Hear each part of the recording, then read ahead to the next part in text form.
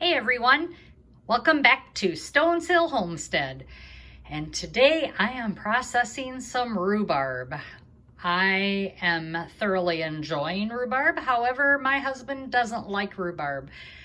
So if you can think of anything I can use or make using the rhubarb, I already do rhubarb pies, crisps, rhubarb jam, and my favorite is rhubarb barbecue sauce.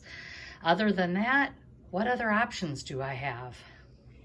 And today's harvest of rhubarb, we have 6 packages that include 4 cups each. So I have 24 cups of chopped rhubarb ready for the freezer.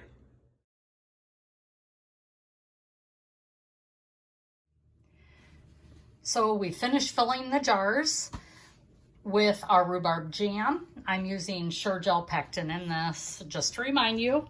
Often I use Pomona's Pectin. Rhubarb I just like better with the Sure Gel. You're gonna hear my blender in the background. It's cleaning itself. Let me shut that off. Sorry about that. So now I'm gonna wipe the rims off with vinegar because it is sugary. I'm gonna put the lids on. They are heating up over here. I always heat my lids up, but you don't have to. You just do whatever you're comfortable with.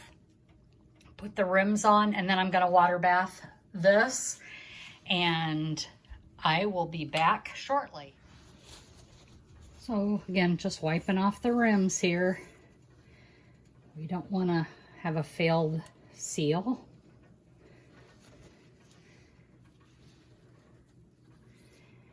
Once I'm done wiping these all off, whatever is left in my vinegar dip bowl that I have, boy, that is setting up nicely already. I am going to dump that in my water bath canner. Don't miss that step.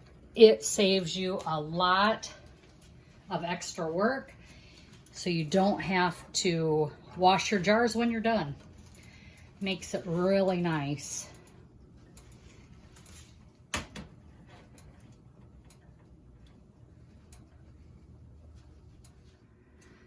So I've already got the water bath already heating up. I'm gonna pour that vinegar in there.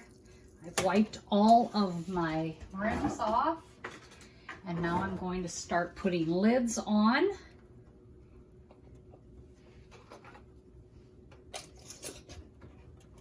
And I'm going to start setting these in to get them ready for water bath canning.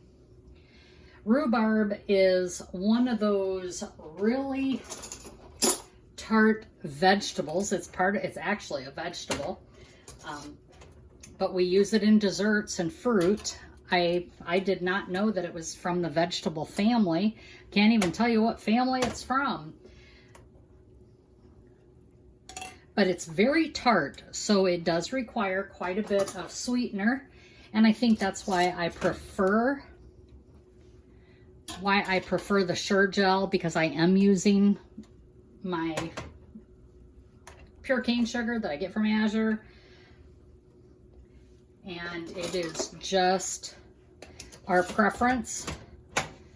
I use Pomona's Pectin for all the other fruit spreads just because I love that. Hardly any sugar in it. I love that. And it's like spreading fruit. There's no syrupy feel to it. It's just really nice. Some people don't like that texture, and that's okay. That's why we have options. So happy for the options.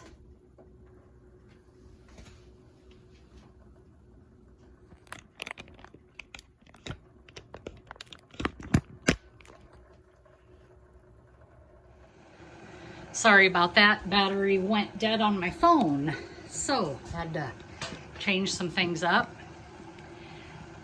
There we go. So I've put all of my jelly jars into my water bath canner. All the jars are covered by about 2 inches. I'm bringing that water up to a boil. Once I bring that water up to a boil, I will water bath for 10 minutes. And that's all there is to it. I'm not sure how much video I have of the previous part of it, of cooking down the rhubarb, but I will at least explain it to you. I got a bunch of rhubarb out of my garden. I ended up putting 24 cups in the freezer for future use. I had some big stalks that were, I'm going to call them near woody or pithy. Those are only good for jams and jellies. I don't use them for anything else, but it makes an amazing jelly or jam. So don't think that you can't use them. They can be used. So I cleaned the rhubarb, I cut it in small chunks. I pureed it in my Pampered Chef cooking blender before I ever put it on the stove, just to save me some work. As many of you know, back a year and a half ago, I broke my back. So standing is still hard for me. And so I can't stand and stir at the stove like you need to. So I went ahead and pureed all my rhubarb in that blender. I then put it on the stove, added my pectin. You can add butter to it if you want to reduce foaming. You can also add food coloring. I did not need either one of those. I don't like adding food coloring. For one, it's red. I don't need that. And as far as the butter, I had very little foaming, so I wasn't really concerned about that.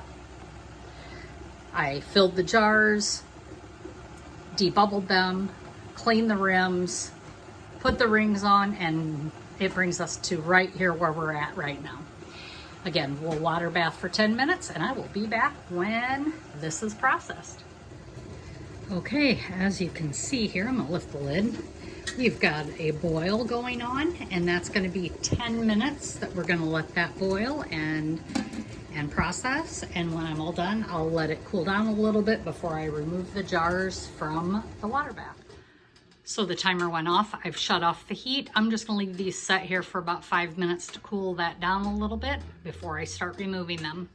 Okay, so we're lifting this out here. They're all cool. Leave them set there for a minute again. And then I'm gonna take them out of here and put them on the towel and let them finish cooling. After 24 hours, I will take the rim or the ring off. Don't wanna score. You do not want to store your jars with the ring on, because if that seal fails with the ring, it could reseal itself. So you always want to make sure that you store them without the rings. And I'm going to pull these out and we will be done. Want to thank you again for joining me today making rhubarb jam. I look forward to many more canning videos with you. If you have any questions or comments, please feel free to leave them down below. And as always, be blessed and laugh as much as you breathe. Have a great day.